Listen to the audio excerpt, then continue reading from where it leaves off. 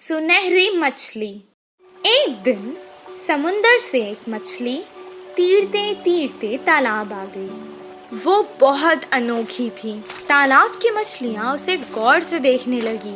उसी वक्त एक मछुआरा वहाँ तालाब की मछलियाँ पकड़ने आया। तालाब के मछलियों को शिकारी के बारे में पता था। जैसे ही उसने जाल डाला, सारी मछलियाँ तुरंत वहाँ से भाग गई और ये सुनहरी मछली जाल में फंस गई। मछुआरे ने कहा, ये मछली तो कितनी बड़ी है, इसे मैं घर ले जाकर छोटे छोटे टुकड़े कर कर सुखा कर बहुत दिन तक खा सकता हूँ। ओ मछुआरे, मुझे मत मारो, मैं तुम्हारी मदद कर सकती हूँ। मछली की बातें सुनकर, अरे ये मछली तो बात भी कर सकती है, बताओ तुम मेरी क्या मदद कर सकती हो?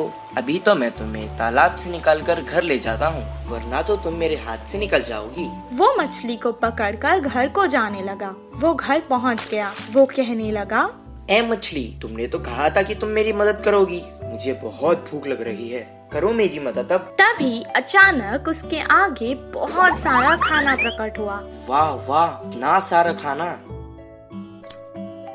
मैं तो तुम्हें यहाँ मारने लाया था, तुमने तो जादू ही कर दिया। इतना सारा खाना मुझे तुमने दिया, अब तो तुम मेरी सबसे अच्छी दोस्त हो। दोनों खुशी खुशी रहने लगे। एक दिन वो बहुत उदास था। मछली ने उसे देखा। क्या हुआ दोस्त, आज तुम बहुत उदास लग रहे हो। अब से तुम्हें मैं कभी नुकसान नहीं पहुँचाऊंगा। मेरी उम्र के बच्चे सभी पाठशाला जाते हैं, मुझे भी पढ़ना पसंद है, पर हर रोज मैं जाल लेकर मछली पकड़ने जाता हूँ। तुम पाठशाला क्यों नहीं जाते?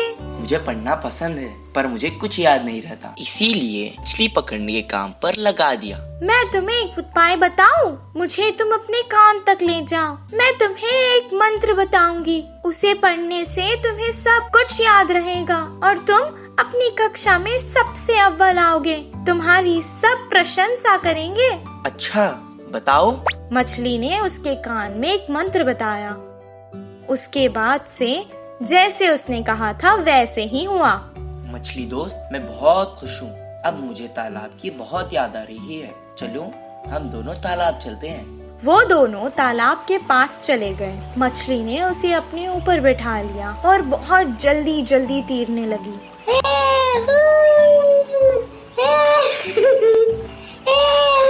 और उसने सारे तालाब की सैर करवाई उसे। सबको देखकर वो बहुत खुश हुआ। जब उसका मन भर गया, वो वापस घर जाने लगा। मछली ने कहा, दोस्त, तुम अकेले ही क्यों जा रहे हो? मुझे भी अपने साथ ले जाओ। मैं जितना खुश पाठशाला में होता हूँ, आज मैंने देख लिया कि तुम उतना ही खुश तालाब में होती हो। मैं तुम्हें तुम्हारी खुशी से दूर नहीं कर सकता, इसीलिए मैं तुम्हें यहाँ छोड़कर जा रहा हूँ। मैं वापस जरूर आऊँगा दोस्त। इस कहानी से हमें ये शिक्षा मिलती है कि जिस काम में हमें खुशी मिलती है वही काम करना चाहिए और जहाँ रहने में खुशी होती है वही रहना चाहिए। कौवे की चालाकी। एक जंगल में दो बड़े बड़े पेड़ पास पास थे। एक पेड़ पे कौवे घोंसला बनाकर रहते हैं तो दूसरे पेड़ पर कबूतर रहते थे। पूरा दिन खाना ढूंढते हुए शिकार के लिए भागते थे। शाम ढलते ही अपने अपने स्थानों पर विश्राम करते थे। कौवे के समूह में एक अति आलसी कौवा रहता था। वो उठना ही देर से उठता था। बाकी सारे खाने के लिए बाहर जाते हैं तो ये कहीं ना जाते हुए पेड़ पे ही आराम से रहता था। कुछ ही देर में वो सारे खाना लेकर खाते समय उनमें मिलकर छीन के खाता था। ऐसे उस दिन उनके लाई हुई खाने को समेटकर कौवे एक तरफ और कबूतर एक तरफ समूह में आकर खाते हैं। तो कौवे हर समय झगड़ते हुए अपने अपने बल से आहार लेते थे। कबूतर तो सब मिलजुल कर रहते थे, बिना किसी झंझट के एक सामान बांटकर खाते थे। उन कबूतरों की एकता देख आलसी कौवे ने सोचा कि आहा, उन कबूतरों को तो देखो कितने अच्छे हैं और हमारे देखो कैसे हैं। छी, अगर जन्म लेना ही है तो शेर की तरह लेना चाहिए या फिर कबूतरों की तरह लेना चाहिए। बोलकर बहुत ही उदास हुआ। कुछ देर सोच में पड़ गया और चालाकी से एक चाल चली। कपड़ों को रंग डालने वाले के घर जाकर सफेद रंग में डूब के उठा। उसके बाद अपने आप को शीशे में देखकर उछलने लगा। देखने के लिए कितना सुंदर हूँ, कोई भी मुझे कबूतर ही सोचेगा और कबूतरों के साथ अच्छे से गा सकूंगा। उड़ते हुए जाकर कबूतरों के समूह में मिल गया। धीरे से अच्छे से गा रहा था। गाने के लिए झगड़ा कर रहे कौवे को देख नफरत करने लगा। ऐसे कुछ दिन बाद उस आलसी कौवा बिना कष्ट किए आराम से रहने लगा। एक दिन भूख से बहुत भाग गया। गले में खाना अटकने से पानी के लिए रोक नहीं पाया और तुरंत बोल के जोर से चिल्लाने लगा। इससे कौवे की पोल खुल गई और क्या, सारे कबूतर मिलके कौवे को चोट से मारते हुए भगा दिया। अरे बाबा, थोड़ी भी रहम ना खाते हुए चोट से मार रहे हैं। अब फायदा नहीं, मैं मेरे रूप में बदलना ही ठीक है, बोल के सोचकर पानी में डूबा। मजाक ये था कि वो कड़ी रंग होने के कारण वो गया ही नहीं। बिना कुछ समझते हुए अकेला ही रह गया।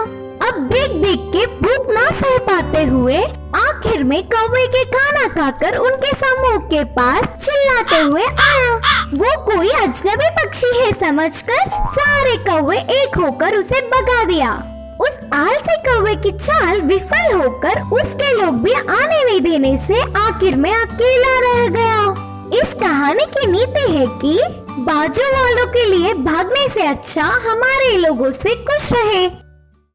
जादुई बिजली। एक गांव में रामू, सोनू और मोनू नामक 3 दोस्त रहा करते थे। रामू एक किसान था, वो खेत में काम करके खुश रहता था। सोनू एक दूध वाला था, मोनू एक दुकानदार था। एक दिन तीनों दोस्त शहर को कुछ काम से गए। काम पूरा होने तक शाम हो गई। शाम को जब वो लौटकर गांव वापस जा रहे थे, उनको जंगल पार करके वापस जाना था। अचानक आसमान में बादल आ गए।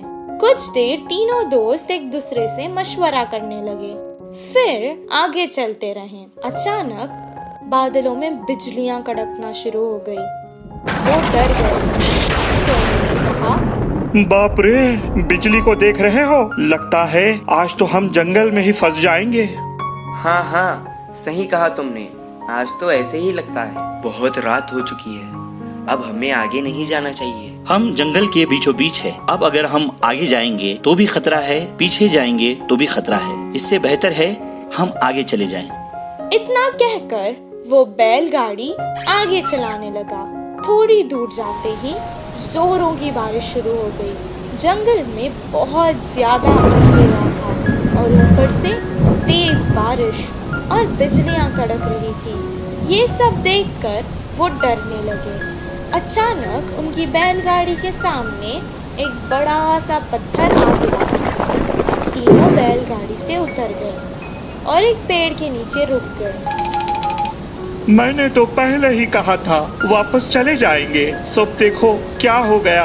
तुमने रामू की बात मानी ना, ऐसे ही होना था। पेड़ के नीचे खड़ के वो बारिश के कम होने का इंतजार करने लगे। आसमान से एक बहुत बड़ी बिजली उनके आगे खड़कने लगी।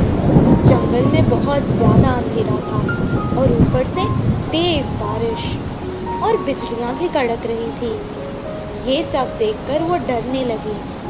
उन्हें समझ आ गया था कि ये सब कुछ किसी दुर्घटना की ओर इशारा है। मुझे लगता है कि भगवान में से हम तीनों में किसी एक को सजा देना चाहता है। अब पता नहीं वो हम तीनों में से कौन है। ऐसा ना हो, मुझे लगता है भगवान हम में से किसी पापी को सजा देना चाहता है। अब पता नहीं वो हम तीनों में से कौन है। ऐसा ना हो किसी एक के कारण हम तीनों को सजा मिले। मैंने आज तक कोई पाप नहीं किया। मैं जाकर उस बिजली के आगे खड़ा हो जाता हूँ। अगर मैं पापी हूँ तो मुझे सजा मिलेगी। जैसा उसने कहा था उसे कुछ नहीं हुआ। वो वापस पेड़ के नीचे आकर खड़ गया। मोनू भी अपने मन में सोचने लगा, उसने तो कभी कोई पाप नहीं किया था। सोनू की तरह वो भी बिजली के आगे खड़ गया, उसे भी कुछ नहीं हुआ। अब रामू की बारी थी। वो सोचने लगा कि बाकी दोनों तो बच गए, अब भगवान को उसे ही सजा देनी होगी। लेकिन उसने भी तो कोई पाप नहीं किया था। वो डरते डरते बिजली के आगे खड़ गया। तभी अचानक बिजली वहां से पेड़ की तरफ चली गई और पेड़ के ऊपर गिर गई। पेड़ जल गया और उसके नीचे खड़े सोनू और मोनू मर गए। रामू को कुछ देर तक समझ ही नहीं आया कि आखिर हो क्या रहा है। दोनों दोस्तों की मौत पर वो बहुत दुखी हुआ और रोने लगा। हे भगवान, ये क्या हो गया?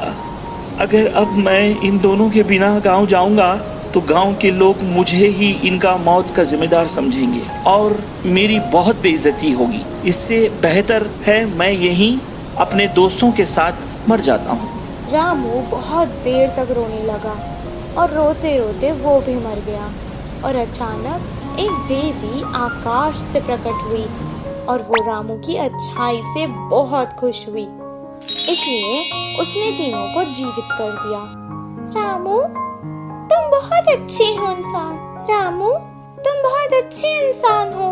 तुमने कभी कोई पाप नहीं किया है। और तुम्हारे ये दोस्त सोनू, ये जो दूध बेचता था उसमें पानी मिलाया करता था और दूध को बहुत महंगे दाम पर बेचता था। तुम्हारा ये दोस्त मोनू, ये जो व्यापार करता था, ये दुकान के सामान में मिलावट करता था और बहुत महंगे दाम पर बेचता था। तुम ही बताओ, क्या ये पाप नहीं? पर तुम बहुत अच्छे हो, सबकी मदद करते हो। तुमने ऐसे पापियों के लिए अपनी जान दे दी। मुझे अच्छा लगा। अब मैंने खुश होकर तुम तीनों को जीवित कर दिया है। सोनू, मोनू, तुम्हारी जिंदगी का कारण आज रामू है। अपने पाप छोड़ दो और अच्छे इंसान बन जाओ। सोनू मोनू ने अपनी गलती का पश्चाताप किया और अपने आप से वादा कर लिया कि अब वो कोई पाप नहीं करेंगे। और रामू जैसा अच्छा दोस्त पाकर वो बहुत खुश हुए। तीनों बैलगाड़ी में बैठकर वापस गांव आ गए। अगले ही दिन से वो अपने अपने काम पर लग गए। सोनू अब दूध में पानी बहुत कम मिलाता था और मोनू सही दाम पर सही तोलकर बिना मिलावट वाला सामान बेचता था। इस कहानी से हमें ये शिक्षा मिलती है कि अगर हम अच्छा करेंगे तो हमारे साथ अच्छा ही होगा।